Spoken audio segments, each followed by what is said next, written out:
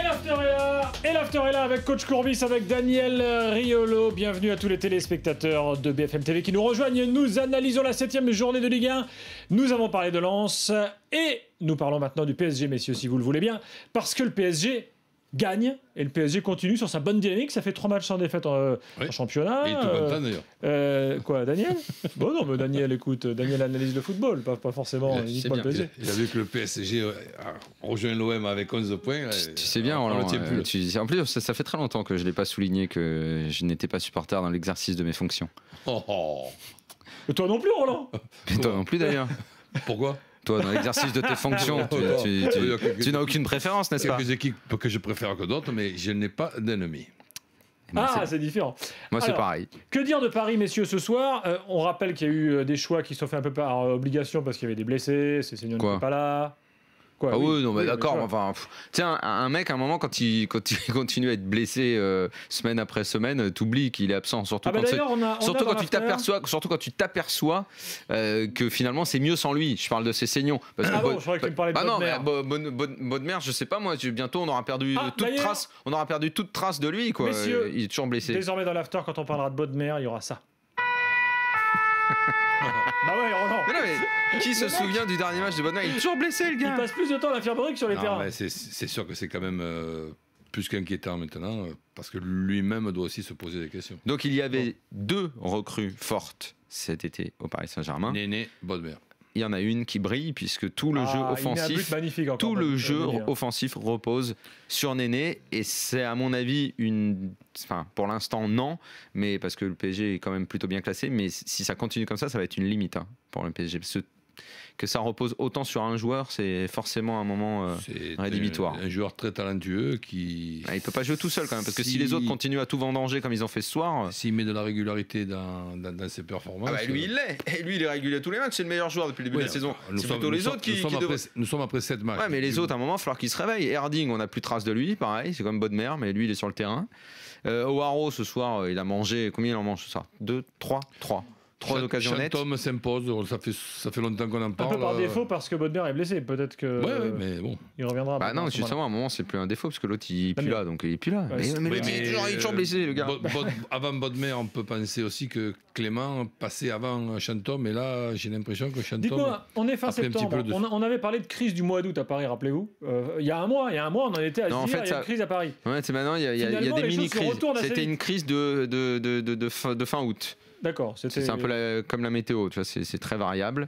Il y avait crise de fin août, c'est passé. Mais ce qui a fait du bien, à l'entame de l'automne, ça va mieux. Et là, ce qui a fait du bien aussi, la victoire à Séville aussi. Dans l'autre compétition qui est l'Europa League, cette victoire à Séville a été notre... Parce que même si on s'aperçoit aujourd'hui que Séville semble à la rue, même en Espagne, ça fait rien. C'est une victoire hyper importante pour le mental des joueurs. Je vous fais des petites projections et après on rentrera à nouveau dans les détails du match, mais très petites. Roland, il adore. Si tu rentres dans la science-fiction, je vais vous laisser. Vous allez discuter tous les deux, mais j'adore, je vais vous écouter attentivement. Fais-moi rêver, Roland. Oublions-le. Vas-y. Roland, jeudi, il y a le PSG qui joue à domicile au Parc contre l'équipe normalement la plus faible de la poule d'Europa League, les Ukrainiens de Lviv. Et derrière, ils reçoivent Nice. On peut se revoir dans une semaine pile avec un PSG déjà qualifié quasiment pour la phase suivante d'Europa League. Et on peut. Dans les 5 mois du championnat. Tu viens de le dire, on peut. Ouais. Sauf que sur les dernières années... Tu participes au débat.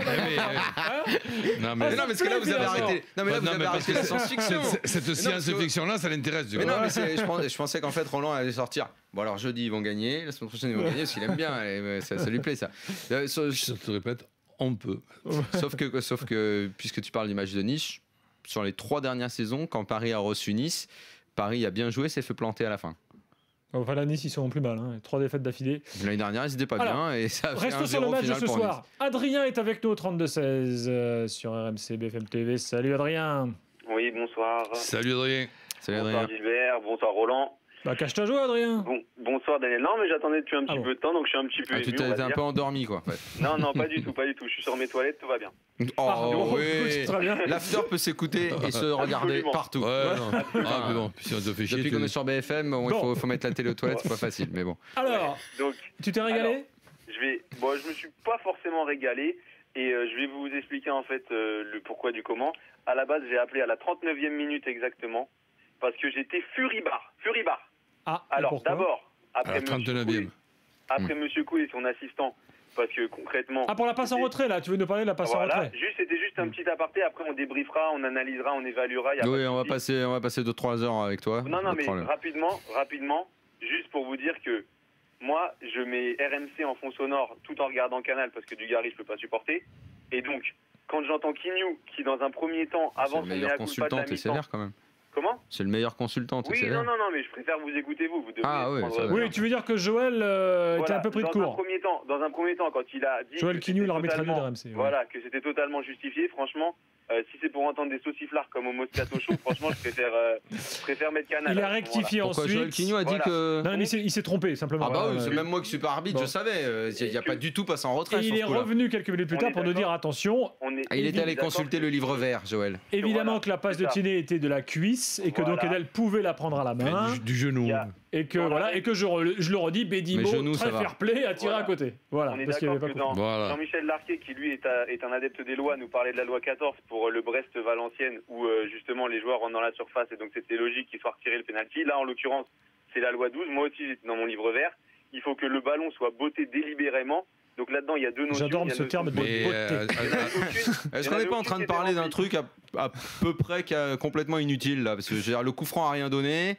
L'occasion, elle est oubliée, quoi. Ce truc-là, c'est oublié, non? Daniel, je suis d'accord avec toi. Non, parce que t'es peut-être resté bloqué sur la 39e, mais il y a eu des choses après quand même. Le match, il a continué. Hein. Non, mais lui, il a arrêté. Il a téléphoné à RMC, il est parti dans sa salle de bain, il est plus ressorti. Dès que tu as vu le tir de Bédimo, tu t'es mis sous le lit. Non, après, bien sûr, là, on va y aller, on va attaquer dans le vif du sujet. Alors vas-y. Le PSG m'a fait plaisir et donc ça m'a permis d'oublier ce petit coup de nerf qui m'a pris à la 39e.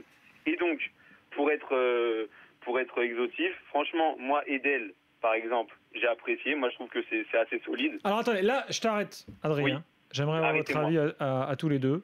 Est-ce que Edel, qui, mine de rien, compile les bonnes performances ces derniers temps, on peut considérer que ça y est maintenant, il y a une hiérarchie établie. Coupé a dit Edel, prends la place, genre je te la donne. Et en plus, c'est fait.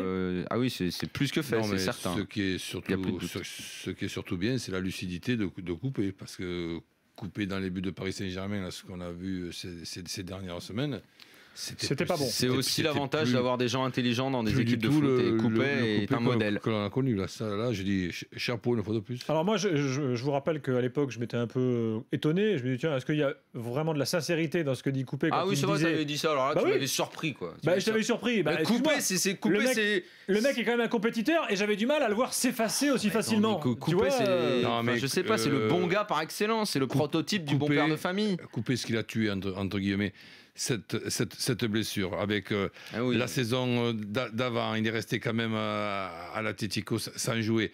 Il était bien dans cette période-là. Cette blessure-là, c'est. Donc là, il va se faire une fin de carrière à Laetitia à Nice, genre deuxième gardien. Attends, tu crois qu'il n'est pour rien dans les progrès d'Edel? Il l'aide à l'entraînement, il le fait progresser, tout va bien. De match de trop ou de saison de trop, ça c'est la blessure de trop.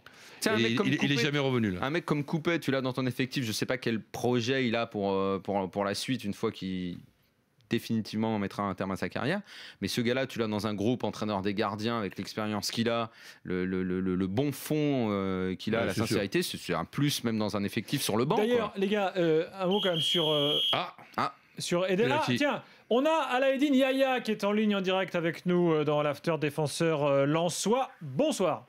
Allô, bonsoir. Oui, bonsoir. Il y a coach Courbis qui est là. Il y a Daniel Riolo. C'est très dur le début de saison lensois, Alaeddine. Ouais, c'est très dur, les années se suivent, mais elles se ressemblent.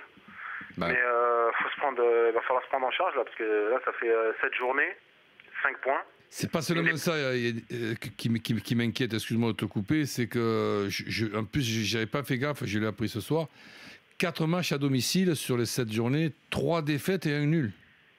Ah ouais, mais quand tu joues le maintien, coach. Ah non, mais là avec les points, ils prennent à domicile. Nous, on n'est même pas capable de gagner un match. Avec des bilans comme ça, tu joues pas le maintien. Là. Tu te joues la 20e place. Là. Tu t'imagines 4 matchs à domicile, dans un endroit où il y a quand même des difficultés pour l'adversaire pour venir prendre des points.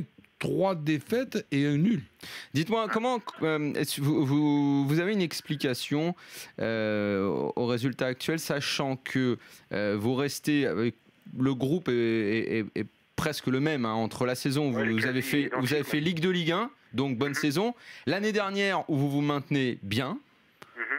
Et cette année où ça démarre aussi mal que ça, alors que le staff a été renforcé, qu'on a mis un homme d'expérience aux côtés de Jean-Guy Wallem, on avait l'impression que ça allait se solidifier.